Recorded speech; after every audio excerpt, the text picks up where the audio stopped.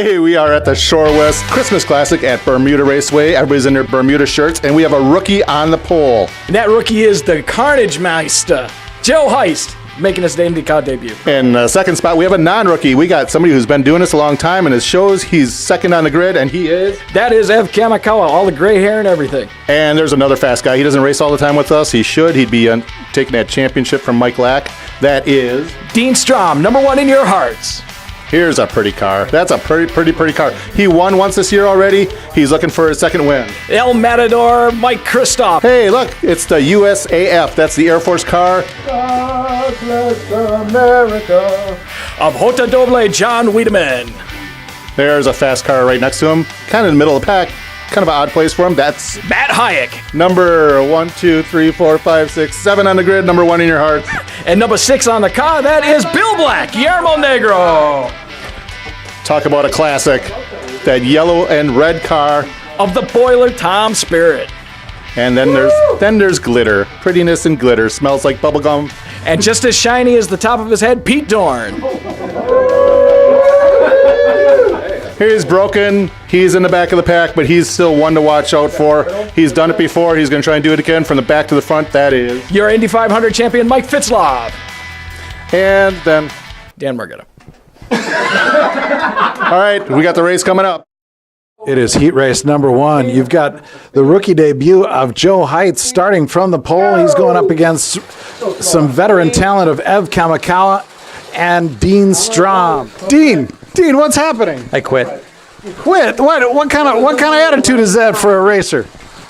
I didn't like green lane. Maybe I'll run the second half. Well, our rookie sensation Joe Heitz with the pole position, trying to just score some laps at this point because he's fallen well back off of Ev Kamikawa. About 8 laps up over Joe at this point. Yes, that is Dean Strom on track and scoring laps. Now it's a question of if Joe can score a lot of laps, maybe he will be in position to score that transfer spot. First heat race, he's going to have to wait and watch and see what other heats do as far as second place finishers. But it looks like a pretty solid finish here for Ev Kamikawa to win this first heat race and move on to the final. Mike Fitzlaw, Mike Kristoff. They always race each other in the same heat. John Wiedemann and Matt Hayek. Those are your 4 cars. They're off. Off and running, and we see all 4 cars together. It's hard to see who's leading that. It's between Kristoff and Wiedemann. Oh, Kristoff crashes, and Wiedemann is out front. Hayek is in second. He's down there is where all the action is, right down there. You see it happening right there. You're looking at a chicane part here of this racetrack. And some palm trees. Palm trees at Christmas time. It's a Christmas classic this year, brought to you by Shorewest here in the streets of Bermuda. There's a crash right there from Mike Kristoff, that was. I think Matt Hayek's leading over John Wiedemann. Scoring is shaken up once again as we've had all kinds of problems in this heat race. That's right, the guy that crashed in the first lap, Mike Kristoff, now has the lead. And there's another crash. Wow, the action's hot and heavy there in that part of the track. You're looking at the 2 cars, the white car and that purple and black machine. Those are your 2 leaders. The Kristoff and the purple and black car leads. They push Hayek out and Fitzlaw out of the way. We're watching that second place car of John Wiedemann, the white machine out there, trying to get the transfer spot. Right there, it looks like he has done it. John Wiedemann is now currently in the transfer position. But we're going to watch this guy. Talk about a resurgent season right here. That's Mike Kristoff, the hometown driver, Mr. Bermuda. Dan Margetta is in this heat race. Tom Speart, Bill Black, and teammate Pete Dorn, that Black Adam Racing, lined up in this one. Heat race number 3. You will see a heat race winner advance to the final, and then we'll see how many laps a second place finisher can score to possibly advance to that final.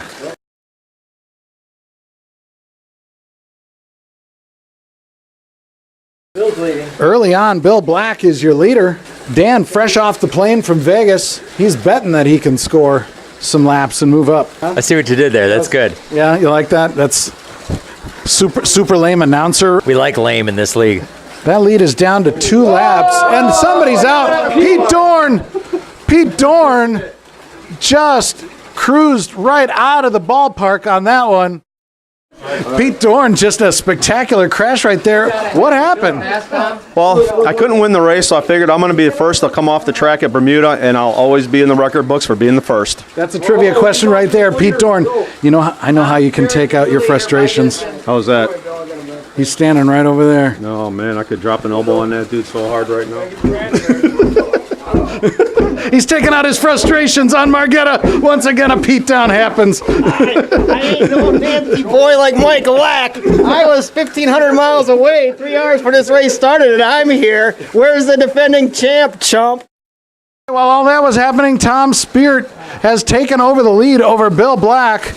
And now the question is, will Bill score enough laps to make the final? Only 30 seconds left. He needs to get 14 laps. It's going to be pretty darn difficult at this point. Let's see. We're running just under 3-second laps here. Last couple of seconds, and there you go. Tom Speart makes another final after being away for a few races. The former points leader early in the season makes another final.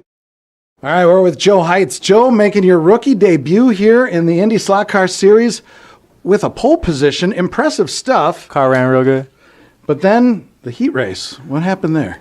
Fell apart. I felt the pressure of being pole position my rookie race and just couldn't hold it together. It's tough out there. There's a lot of tough competition in this series, but we're looking forward to seeing you back. Hopefully I'll be back. Absolutely. All right, look out for Joe Heitz in the IndySlotCar Series. Already standing here by the checker flag.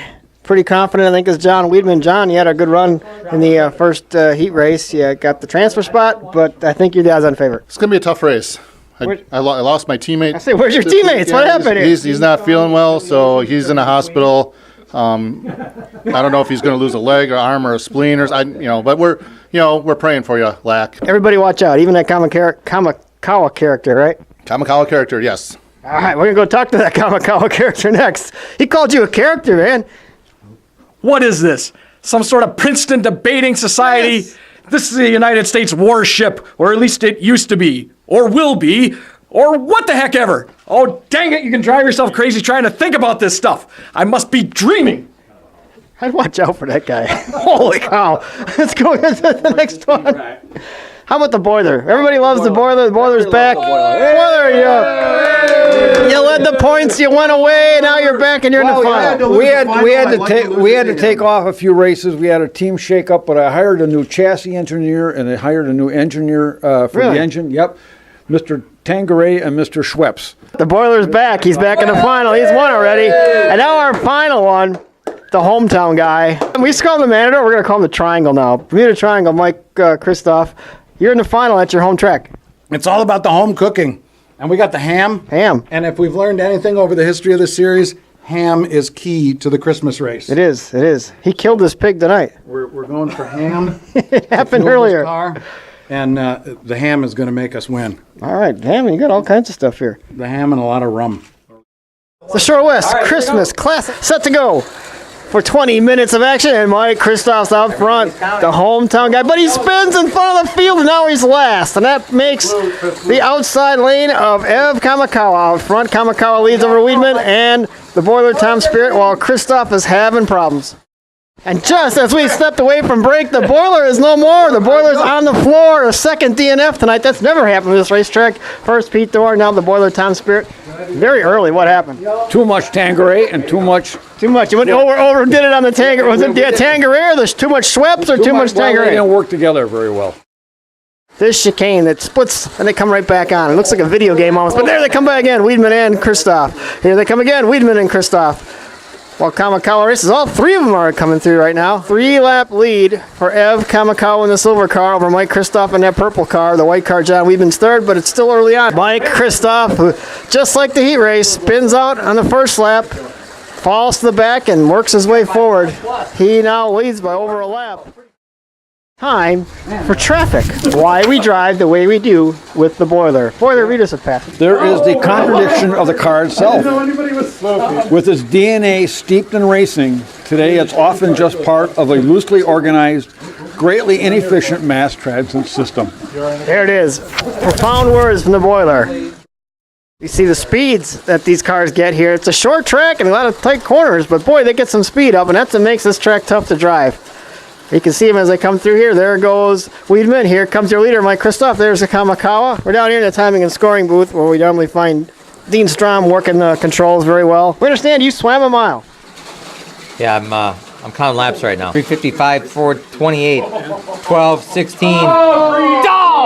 Oh boy, just like the old time, just like real scoring, it happens. They don't know what they're doing, but they're close, so figure it out. It is a lap lead for the purple car of Mike Kristoff, but Ev Kamakawa is just in front of him. He's trying to turn it up here in the last 2 minutes of this race. Oh, and did he ever crash? Kristoff crashes. Kamakawa crashes. It still stays the same. Kristoff crashed. He could make it interesting. Will it be? They are on the same lap at 30 seconds. There's Kristoff. There's Kamakawa. Could it be the first 2-win season of Mike Kristoff's career? I don't think that's ever happened. In 10 seconds, Kamakawa crashes out. This will give the lead to Mike Kristoff in just 5 seconds. There it is, the second win of the year for Mike Kristoff. What is the world coming to? He has just as many wins as our defending champion, Mike Lack. What is going on here? We're in victory lane here for the Shorewest Christmas Classic, and a popular win it is for Mike Kristoff, your second win of the year. 2 wins in a year. Oh, my God. I can't even believe this season. This has been fantastic. Easily the best season of my career. I got to thank Michael Shankett Racing. I told you it was the ham. It's all about the ham. This is for Phil Cianciola, who introduced us all to racing with ham. Oh, yeah. There's Victory! Yeah, you get your own flag and trophy. Look at that. Hey, look at that. Hey. Hey, look at that. I want to thank Shorewest. I want to thank my wife, who just happens to work at Shorewest. So if you need to buy or sell a house, Do that. call Jamie Kristoff at Shorewest. So we'll see you in 2 weeks. No, next year. 2019 at the Raven Raceway. Going for 3, baby. Thank you for watching the IndySlotCar channel.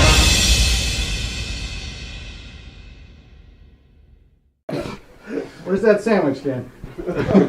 He's busy eating. That's why he's in the back of the pack. I would like the record to show that Dan Margetta said I could drive.